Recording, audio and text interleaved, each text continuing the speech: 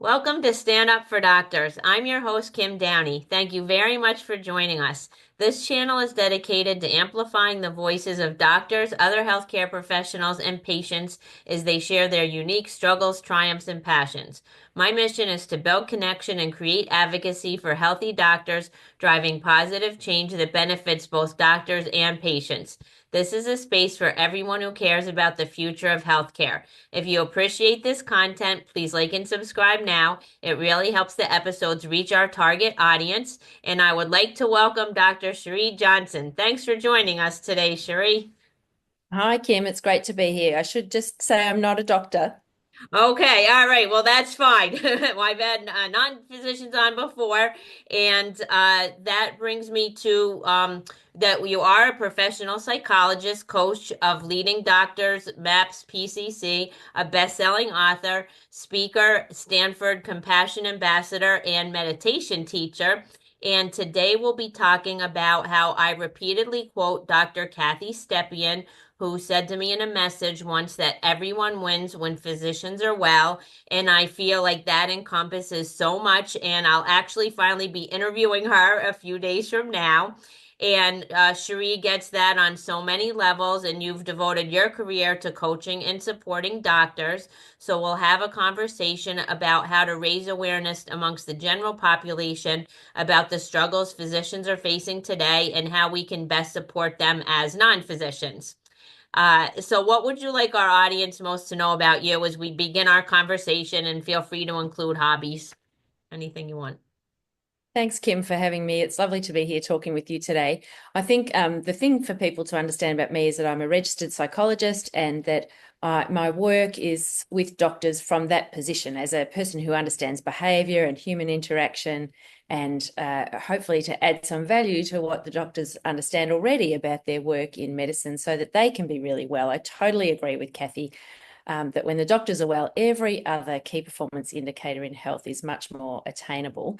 I've got three young adult children. I spend most of my time running up and down the highway to see them at university and places like that when I'm not at work.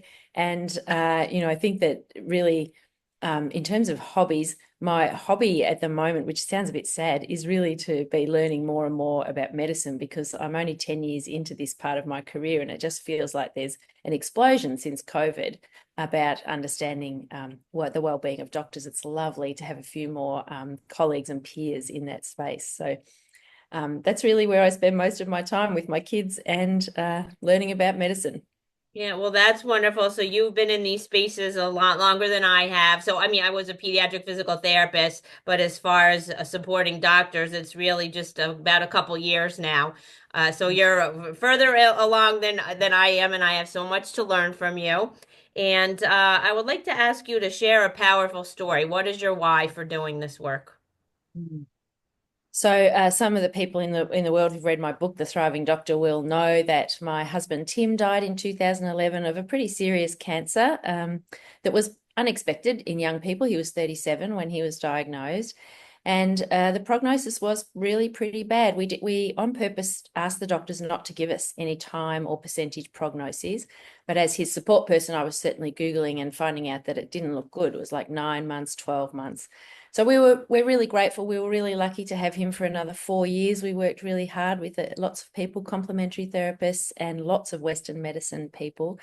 And during that time, in lots of hospitals with lots of different professionals, I guess as a psychologist who hadn't worked in the health system, had worked outside of the health system and in welfare and other places, I was pretty taken with how much impact the person who was helping us health had on us. So if the doctor was or the nurse was, short or tired or, putting their hands on their face a lot, this kind of move, then we spent a lot of time after they left saying, what happened then? Why didn't they want to stay and answer our questions? Did we do something? A lot of distracting stuff.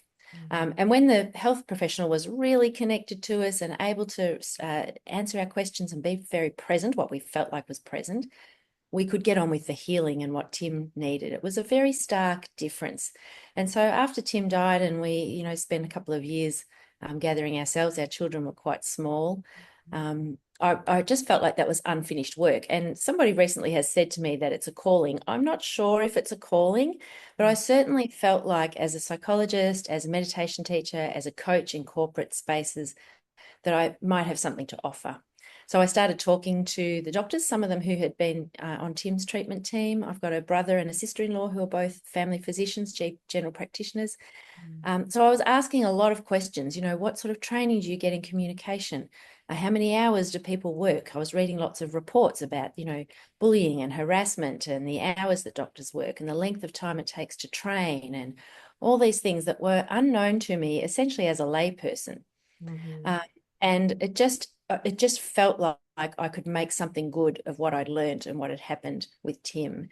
And that felt really important for modeling to my kids that this terrible thing that had happened to them of losing their dad when they were little people, you do so much in your life to try and protect your children. And this thing felt like this thing rose up from inside the camp and that we couldn't do anything about it. So, it just felt like a way to really try and take all the learnings and do something useful, model to my children, and perhaps actually help doctors and their patients to have a better experience. And the key thing I think that I discovered, which is in line with what you said about Kathy, was that the research was really clear already at that time, 11 years ago, 12 years ago, that when doctors are well, they Mm-hmm. make less errors, they communicate better, the patient experience is better, the patient outcome in terms of health is better. So, it just kind of seemed like the right thing to do. At the time, I had a counseling practice, so I just started coaching beside my counseling practice. First 6 months, I had two clients, so Mm-hmm. we're sold to the market, and it's just built over time. There's a great need for many more support mechanisms for doctors and much more community understanding about what we're trying to do in health and what the stresses and the pressures are on all of the people in the system. Right, for sure. To all of that, and I'm, sorry for your experience. We've had a conversation before, and what Dr. Tony Avellino and I shared in a Kevin MD article is we said sometimes beautiful things can rise from the ashes of saddest of things. So, similar to you, not the family member, but I'm doing this work because my doctor died, and Yeah, I guess I did feel a calling to support doctors, and like you having had cancer 3 times over the last few years, I've had all kinds of experiences as well. And it's the doctors that were really there for me. I fully understand what you're saying. It just changes everything. So the other ones, I don't wish, I wish them well. And I wonder if they were burnt out or hanging by a thread because none of the poor experiences I feel were intentional. But it was kind of thoughtless and painful, actually. yeah. Yeah, very. I can remember, so vividly a doctor early on, Tim was really pressing for surgery, and the medical advice was that surgery would make no difference. The doctors didn't want to do the surgery. And Tim was very charming and funny and warm. And so he just put all those skills to action Right. and convinced the doctor that they would try in surgery. Mhm. And, Tim was like, what if I'm the 1%er?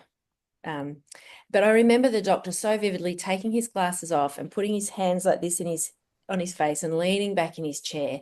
And, I knew at the time he was under stress. I was crying. Tim was really edging for, him to do something against what he perhaps thought was his best planning. And like you, there's no doubt in my mind that he was trying to give us, he was an experienced doctor. He was giving us his best Mm, assessment and advice.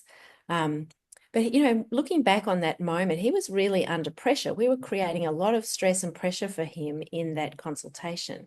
And I didn't know then, I know now that he has 4 children. And, I don't know what other stresses he had going on in his life.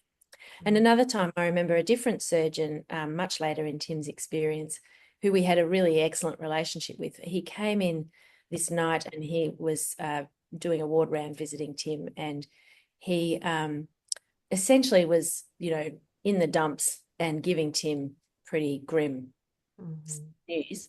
Um, but it was just a ward round and there was no need for that on that particular day. And mm. I said to him, we're not pointing the bone here, remember. I don't know if you know that expression, but there's some research to say that when a doctor gives a time frame to Yeah. the patient will die on cue. And, Okay. and one of the ways probably comes from a shaman or somebody along the way. I Wow. think it probably comes from First Nation community somewhere. Hmm. We don't point the bone. And so I just said to this doctor, we're not pointing the bone here, remember, because we had this agreement about no time frame or percentages. And he stopped. And then the next day in the morning, he came back and he said, I'm really sorry about what happened yesterday. I'd been in theatre all day. I'd had this very difficult case that we weren't able to help, even though we'd been in theatre for hours. Hmm. So, another example of the pressure and the stress and the other things that the doctor was dealing with. As the patient, you're entirely encompassed and attending to your thing, which is right. That's the right thing to do. And the Right. doctor is also holding a lot of other things. So, I Right. just think the more aware we can be of the human in the system, Right. the more. 100% if we can all have compassion and empathy for each other. Mm, yeah. And so nothing needed to change in the care of either of those circumstances. We did ultimately have good partnership with both of those doctors. They did listen to us. We did participate. So those things were all really good.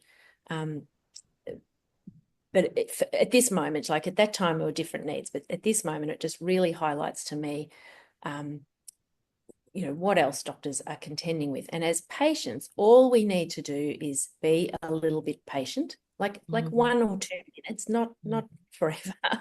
um, be able to say hello, be able to say thank you. There's so much aggression and abuse in patient populations now post-COVID, more than there was according to the research and the studies and the doctors and the nurses. Hmm. Um, and so I think as a community, this idea that the doctor can fix everything and that we perpetuate this thing, that the doctor's going to fix everything. And medicine itself as a culture perpetuates that too. If you ask doctors what they do, they say, I'm a problem solver.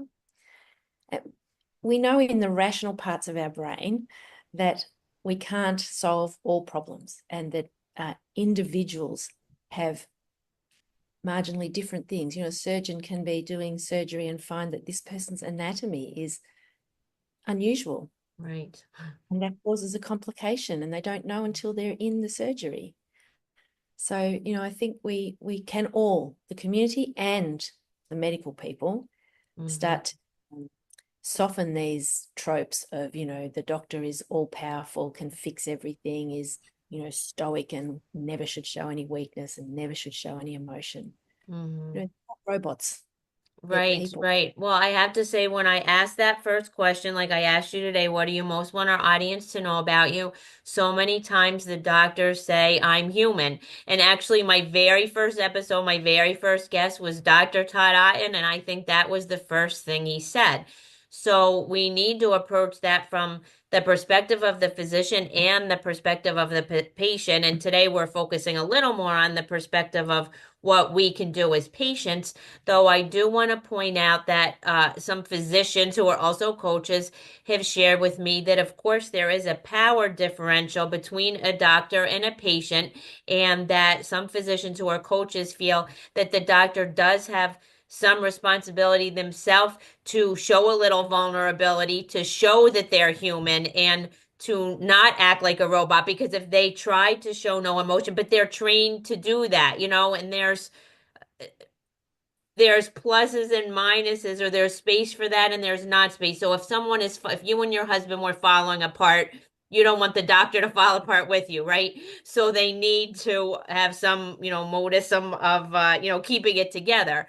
But that doesn't mean that you can't show any emotion, and to just show little pieces of yourself as human, and that can help foster that connection.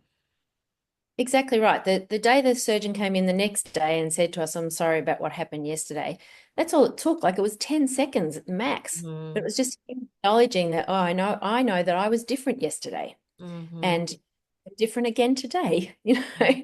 And so I think this, I totally agree with you. We don't want our doctors to fall apart. We do want our doctors to have, they are the leader in the sense of what the how the system works and what's going to happen next, and who else might be brought into the equation.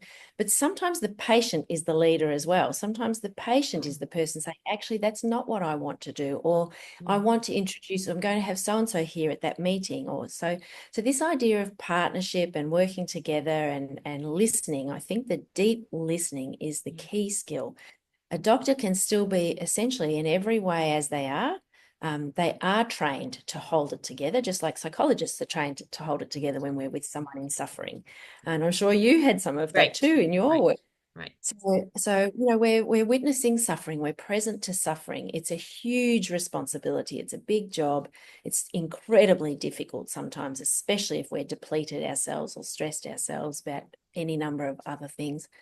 So our ability to be able to compartmentalize or separate for small portions of time is really important. Mhm. And our ability to be very deeply present and to listen carefully is very important. And I think, often in the world, not just in medicine, we swing back and forward between the ends of things, pendulums swing. Right. And 150 or 200 years ago, the doctor didn't have a lot to offer, and the doctor would come and sit on a chair beside you and ask the carer for a wet cloth and offer comfort, Mhm. compassion in its truest, perhaps. Mhm. And then we've had medical school and a lot of science and a huge amount of progression in Western medicine, which is so exciting and kept many of us alive in all sorts of ways. And maybe we went too far in terms of the seduction of the science. And so I think it's just a little bit of correction, and it's just a little bit of awareness. We definitely don't want to ignore the science or undermine it in any way. We want it's a both and situation. We can have compassion, kindness, which is incredibly contagious and has healing merit in its own right. Um, we forget that the doctor, the psychologist, the nurse, the physical therapist, we're therapeutic agents in that Right. moment, even if we're just standing there smiling and saying hello and listening. So we want both of these things. And I think patients can help by also bringing both of these things, a desire for the understanding about the science, a Mhm. listening to what the options are, um, a kind of pausing or a mindfulness in the interaction with the doctor. Even just saying, I think you promote a lot, saying, "How are you?" to the doctor. Yeah. Or, when you leave, "Thanks for your time today." Mhm. Or, the smallest sentences. Often patients say things like, "I hope I don't have to see you again, but, it's nice seeing you." Yeah, right. So, I don't mean that we kind of bow down to the power of the doctor, but some small amount of gratitude that, Mhm. they are making an effort. Doctors are deeply concerned, and many do feel like it's a vocation or a calling to be a doctor with our health. They want to help us. They work ridiculous hours. They leave their family. They have huge debt. They train and do exams for sometimes a couple of decades. They Mhm. do these amazing personal sacrificing things, yes, for their own gain and also because they care about the greater good. And so I think they deserve our respect, absolutely. Yeah, all of that is so beautifully said, and I feel like they appreciate it so much when people like you or myself understand that and let them know that we understand that and that we appreciate them. Yeah, totally. We all like to be seen, heard, and validated. Absolutely. So this episode will be published after Doctor's Day, which is this coming Sunday, and I'd start an initiative to thank doctors. So I'm hoping many people will get thank you notes for Doctor's Day, and anytime is a good time to thank a doctor. So when you're seeing this episode, and I said, even if you are a doctor, to thank a doctor that's made a difference in your life, whether it was back in your training or a Yeah, colleague. They doctors appreciate thank you notes from other doctors as well. So I'm also have formed a work group speaking to that. So at the moment, It's about 18 of us, doctors, patients, and healthcare leaders. And our first target was Doctor today to get the word out and to spread thank yous to physicians. So in April, we are going to start to talk about our own mission, vision, and values and where we can take it from here. And our working title had been, patient empathy for clinician well-being, which is exactly what we're speaking about today. And I know this can go in many different directions. I'm wondering if you have any thoughts about what you feel patients can do to support doctors, besides other than what you've already said mentioned. Yeah, well, one of the things that was shocking to me as I started all of this learning was the rates of depression, anxiety, suicide, and drug abuse in doctors. And I think doctors and perhaps medical colleges and so on have been a little bit reluctant to speak about that in the wider community because they don't want people to be frightened. And that's a very valid, they don't want people to worry, is their doctor, competent and capable and with them and okay. And there are very strict, regulatory rules to try and manage all of that and to make sure that doctors who aren't well aren't in practice and are having some space and some gaps. So I think we don't need to worry about that. I think the systems are pretty good around most of that. It's more important to worry that those doctors, aren't getting the care that they need, and that we say collectively as a community that these people who've trained for a long time have got lots of valuable resources and skills and capacity that we value as a community and that we want to see have some sustainability. There's no good training a doctor for 15 years and then 10 years after they've burnt out and they have to leave medicine, right? That doesn't serve anybody. So I think that, there is this workforce issue around the world right now for nurses and doctors and many other allied health specialties. We have mental health crisis everywhere. So we really want to be, I think, joining as a community, and I love your initiative and getting on board these kinds of processes and saying, yes, I want to be a part of that. I want to be a part of helping healthcare do better and be better. And our mission at Coaching for Doctors is bringing the care back into healthcare or amplifying the care in healthcare. And we can all do that. The receptionist at the front of the hospital that's helping a person find their way, the receptionist at the family physician clinic who's also under pressure because the phone keeps ringing and she hasn't got any appointments to offer anybody, Right. all of these people being able to say, I understand that you probably don't have any appointments today. What can I do? How can I, and giving a little bit of information. You talked about the doctors showing a bit of vulnerability. And I think sometimes patients would do well to show a little bit of not so much anger and aggression and pushing, but just a little bit more of, I had an outer ear infection a couple of weeks ago, and I rang the doctor and said, I've been to the chiropractor. She's put her torch in. I've got it. She thinks I need antibiotics. And the receptionist said, there's nothing, maybe tomorrow. And I said, okay, would you please ask the doctor? I promise to mention nothing else. I'll just Right. want them in my ear. And, because we had a little bit of a conversation, they were able to help me. Now, that might not happen every time, but it did happen this time. And it was really because, and I said to her, I totally get it. I understand if you've got nothing, I'll ring again in the morning. Would you ask the doctor? Which she did. And, again, it can't happen every time, but it's just a little bit of sharing. It's a little bit of empathy, as you said, understanding what's happening on the other end for the other person. Yeah, no, that's beautifully said. And also that we have to support the mental health of our healers. That's so important. And also, I don't know if we've mentioned that you're in Australia right now, right? So these issues are ubiquitous around the world. It's not just a problem here in America. Yeah, Kim, I really would like to speak to that. Thank you for that opportunity. My book, The Thriving Doctor, has been translated into Korean. Now, this completely blows my mind. I know nothing about the Korean medical system. I didn't know a doctor in Korea. A group of doctors and dentists from one of the universities contacted me and said, we love your book. Can we translate it? We want our people in Korea to have access to it. I have lots of clients in America who are doctors. You have a very different system in America in terms of how your insurance works and the prior approvals and so on to what we have in Australia.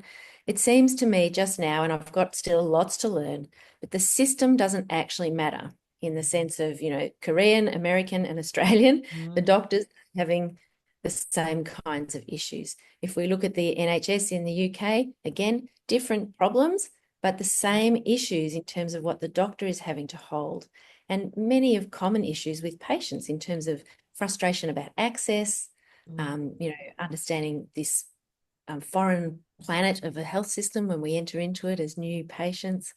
So I think, the system itself is a problem. There are huge systems issues in all the systems that need, that kind of view, that macro view. But also there are the same human problems for humans because we're human. And so compassion, connection, seeing each other, listening to each other, and the biggest killer of these things is time pressure. So very interesting studies from Princeton from the 70s that are, so we've known for a long time that what kills compassion and people's ability to pause and help each other, it's being under pressure for time. So, we could all do well to keep reviewing just our own pocket about how we manage time, but also how we think about time. Because we can't create any more time, but we can think about, where do I want to put my energy? There's no point putting our energy into aggression and fighting. It's much more useful to put our energy into connection and collaboration and listening, and that will get us all much further down the track. That's my view, at least. I Yeah, think for there is. sure. For sure. And I know that some of it is the culture of medicine has to change around the world in medical training, because some of the things, it feels sometimes, I've said this before, almost like a cult, the things that doctors are trained to do and suppress their own needs. And that is also a contributing factor. So other than that, and again, reading Dr. Simon Craig's book, that's what, really drove it home to me, that it's not just in America, it's in Australia. He's also in Australia. And then I have a group of doctor friends in the UK who speak of, similar struggles. So other than the culture of medicine needing to change, do you have any, since this is a global problem and patients need to care, even if it's for self-preservation? Because, right, if doctors are leaving early, retiring, having health issues, that's why you're waiting months to see a doctor, one of the reasons. So patients need to care because we need doctors. Yeah. So do you have any ideas of what what needs to change, or what an average citizen can do to move the needle? Yeah. Well, I think that there's some interesting books. Dr. Raja, well, now I can't think of saying her name. Sorry about that. She wrote a book for parents whose children might like to be doctors, and she wrote a book about what that's like, and how students, young people and their parents can think about what it's really like to go into medical training before they go, because parents often are pushing their children to be doctors, and that the children may or may not want to be a doctor. So I think we can start way back there. I have a child who was very good in sciences at school, and everybody kept saying to that child, are you going to be a doctor? And they would come home to me, I don't think I want to be a doctor. And I'd say, that's okay, you don't have to be a doctor. But there was this assumption from the community that if you were science smart, that's what you Right. would do. So we can do a whole lot of things back there. Holding the idea that the doctor will offer you and help you find what they can in the medical system, for sure, to help you. And it's perfectly okay to get a second opinion. The doctors support that and expect that. Lots of people have the view that, oh, the doctor will be angry with me if I go and get a second opinion. No, get a second opinion. If you feel like you need to talk to somebody else who's outside of medicine, it's, in Australia, the chiropractors are not in the Western part of the medicine system. If you feel like you need to get a chiropractic appointment, or if you want to go and speak to, an iridologist, I don't know, whoever the people are that are going to help you feel informed and confident. Google causes a lot of problems with patients because they often go down rabbit holes that aren't helpful. Right. Making sure that you use PubMed and really credible sites when you're looking up Dr. Google, or maybe that you go and see the doctor first before you look up Dr. Google. Sometimes we get frightened and get a bit dramatic about what we see on Dr. Google that may or may not be helpful. And just talking, sharing. A lot of people go to the doctor without telling anybody that they've got a problem. I really want to encourage people to tell at least one other person. In doing that, you support your own mental health a lot. You're less agitated when you arrive at the doctor because you know that somebody else is in your corner with you. bring another person with you to the appointment if that's something that's possible for you. A lot of the ill health and mental health that we have is from loneliness. So I Mhm. think this, taking better care and connecting to ourselves and to our immediate community, our family, wherever possible, takes some of the burden off the medical people. Mhm. Um, and the same for the medical people. They need also to have I was people around. about to say that, 100%. They need also coaches or supervisors or colleagues or peer support groups or, groups where there are patients. Doctors have been very reluctant to be in groups where there are patients also in the group. I think that needs to change a lot because there's a lot for both parties to learn. Mhm. Maybe healing will be better. There's a very interesting project going on here with shared care where there's a doctor and I think maybe a dietitian who meet with people who have diabetes collectively, regularly, Mhm. and talk as a group. And so the doctors are able to see more people because they're seeing people as a group. And Mhm. obviously, if a person needs a separate individual, they have that too. But to have this regular group with the medical people, a dietitian and a doctor, and each other, there's a peer support. Mhm. The medical people are learning a lot about what's happening between the patients and what they hadn't thought Mhm. of. Patients are getting a lot of value from each other, and the burden is shared a little bit, and the medical advice is still there. So I think, we don't have to do medicine the way we've done it just Right. because we've done it that way. We need to bring our creativity. And one of the problems is when we're in survival mode, all under pressure, all without enough time, all feeling like I'm supposed to show that I'm strong and, whatever else, or I don't have any power, I can't ask any questions. um, then we just get more of what we're getting, which is frustration. And we're in survival mode. We can't think out of the box. When we can step away, and that's one of the benefits of coming into coaching and places like that, even for people coming into therapy, we sometimes can get a different view, a different angle, and then we can generate and create. I think you're a really amazing example of that. Like you've had times where you must have been fully in survival mode. Um, and then now you've got this energy and this space and this time now to be creative and to generate something. It's just so beautiful, and all humans have got that capacity if we can get our minds out of this idea that there's no time.